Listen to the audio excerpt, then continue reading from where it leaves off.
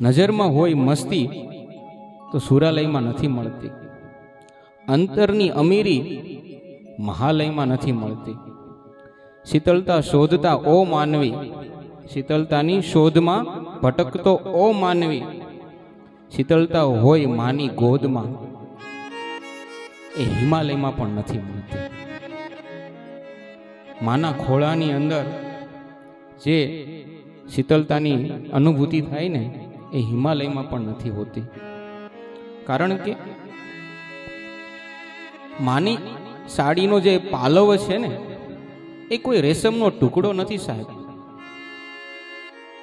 એ અનમોલ એવો વરદાન છે કે એ માનો પાલવડો જ્યારે બાળક ઉપર ફરે ને ત્યારે બાળકની નજર ઉતરી જાય. એ માનો પાલવડો જ્યારે દીકરાની ઉપર રાખી દે ને ત્યારે દીકરાને બધેથી સુરક્ષિત થઈ ગયો હોય ને એવી અનુભૂતિ થાય. એ છે માનો પાલવડો.